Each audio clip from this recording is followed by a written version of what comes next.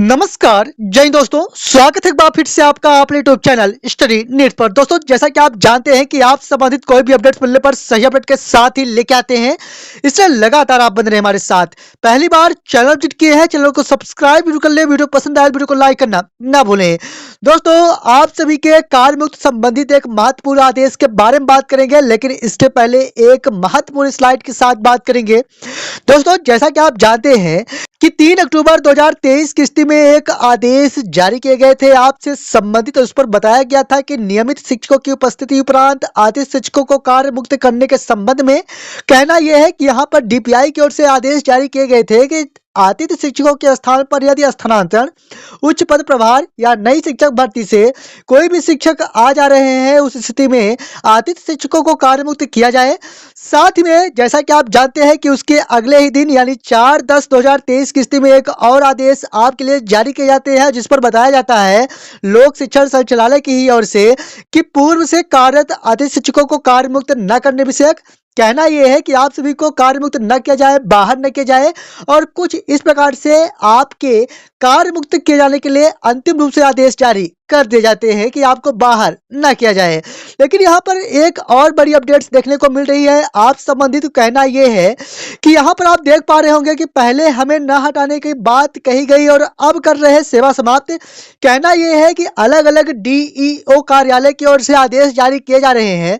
कि जितने भी अतिथि शिक्षकों के स्थान पर कोई स्थानांतरण, नई शिक्षक भर्ती या पदोन्नत से कोई भी शिक्षक आ जा रहे हैं तो उनकी सेवा समाप्त करते हुए उन्हें कार्य मुक्त किया जाए, लेकिन भौतिक रूप से किया जाए, ना कि पोर्टल में की जाए। कुछ इस प्रकार की बात कही जा रही है। और यहाँ पर मैं आपको बता दूं कि डीपीआई की ओर से इस प्रकार के कोई आदेश जारी नहीं किए गए हैं कि आप सभी अतिथि शिक्षकों को बाहर किया जाना है। यहाँ पर जो आदेश जारी किए जा रहे हैं वह जिला शिक्षा अधिकारी की ओर से जारी किए जा रहे हैं। अब बात आती है कि आखिरकार इस प्रकार के आदेश जारी क्यों किए जा रहे हैं, जबकि वरिष्ठ कार्यालय यानी लोक शिक्षण संचालय की ओर से जब इस प्रकार के आदेश जारी किए जा चुके हैं कि आप सभी अतिथि शिक्षकों को बाहर न किया जाए, तो आखिरकार आपकी सेवाएं समाप्त क्यों की जा रही है, इसके बारे में निश्चित तौर पर बात करेंगे। तो मैं आपको बता दूं कि जैसा कि आप जानते हैं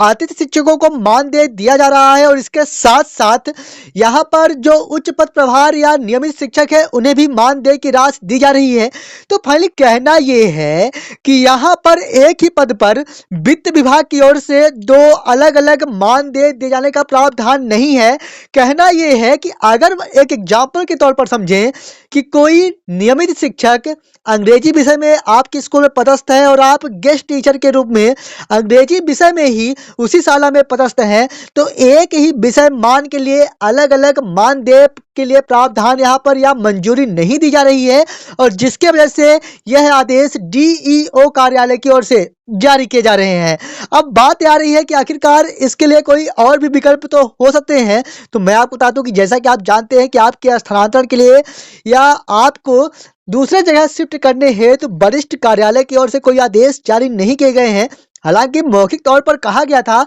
लेकिन इसके लिए आदेश जारी नहीं किए गए। और हो क्या रहा है कि काफी संकुलों के द्वारा अतिथि शिक्षकों को दूसरे स्थानों में शिफ्ट तो किया जा रहा है, लेकिन काफी ऐसी स्कूलें हैं जहां पर अतिथि शिक्षकों को बाहर कर दिया जा रहा है। क्यों किया जा रहा है? तो डीईओ कार्यालय की ओर से जो आदेश जारी किए जा रहे हैं उसी के परिप्रेक्ष्य में अतिथि शिक्षकों को बाहर किया जा रहा है। और जैसा कि आप जानते हैं कि माननीय मुख्यमंत्री जी के द्वारा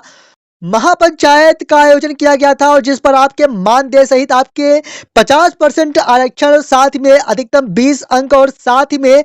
यहाँ पर 12 वर्ष के मानदेय की बात कही गई थी और सेवा काल के लिए बात की गई थी, लेकिन इसके लिए आदेश जारी नहीं हो पाया। और आज यह स्थितियां बनती हुई दिखाई दे रही है कि आप बीच सत्र में ही बाहर हो रहे हैं। कहना यह है कि लगातार आपके लिए जो समस्याएं हैं वह बढ़ती हुई दिखाई दे रही है, और आप समस्याओं के दौर से आज की स्थिति में गुजर रहे हैं और लगातार परेशान हो रहे हैं। अब बात आती है कि आखिरकार इन समस्याओं में समाधान कब तक किया जाएगा, और क्या अतिथि शिक्षकों के लिए यही व्यवस्थाएं लगातार चलती रहेगी? क्या आपको आपके भविष्य को लेकर सुरक्षित नहीं किया जाएगा और आपको इसी प्रकार से बीच सत्र में या कभी भी बाहर किया जा सकता है? तो यहाँ पर निश्चित ही कह सकते हैं कि आपके भविष्य को लेकर अभी तक कोई ठोस निर्णय नहीं लिया जा रहा है, और स्थिति यह बनती हुई दिखाई दे रही है कि लगातार आप बाहर होने की स्थितियों में पहुंच रहे हैं। क्योंकि जहां एक तरफ माननीय मुख्यमंत्री जी के द्वारा जो महापंचायत का आयोजन किया गया था उसको पूरा नहीं किया गया, तो दूसरी तरफ डीपीआई की ओर से आपके लिए आदेश जारी किए जाते हैं कि आपको आगामी आदेश तक कार्य मुक्त न किया जाए। और ठीक इसी स्थितियों से निजात पाने के लिए डीईओ कार्यालय की ओर से भी आदेश जारी कर दिए जाते हैं कि आपको कार्य मुक्त कर दिया जाए, जबकि आपके स्थान पर कोई नियमित शिक्षक आ जा रहे हैं और स्थितियां ये बनती हुई दिखाई दे रही हैं कि आपको स्थानांतरित नहीं किया जा रहा है, आपको शिफ्ट नहीं किया जा रहा है, आपको बाहर किया जा रहा है। तो निश्चित ही कह सकते हैं कि आपके साथ एक बड़ा मजाक यहाँ पर देखने को मिलता आ रहा है। निश्चित ही कह सकते हैं कि एक बड़ा निर्णय लिए जाने की आवश्यकता आप समस्त आतिथ्य शिक्षकों के लिए दिखाई दे रही है और पूरे यकीन और पूरे विश्वास के साथ कह सकते हैं कि माननीय नए मुख्यमंत्री जी के द्वारा आप सभी आतिथ्य शिक्षकों को लोकसभा चुनाव के पहले राहत दी जानी चाहिए, क्योंकि उनके द्वारा एक ही बात की जाती है कि माननीय प्रधानमंत्री जी की गारंटी यानी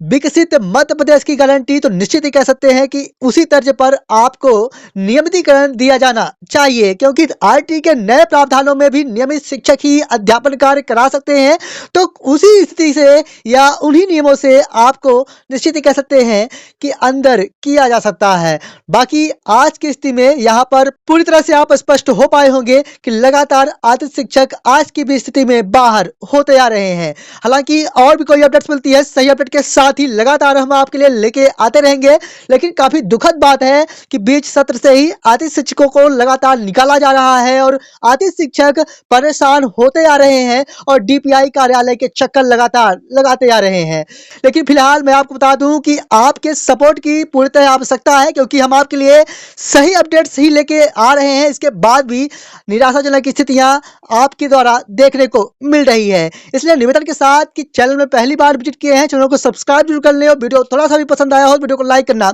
ना भूलें और दोस्तों के साथ लगातार शेयर जरूर करें। मिलेंगे एक और अच्छी अपडेट्स के साथ, तब तक के लिए धन्यवाद।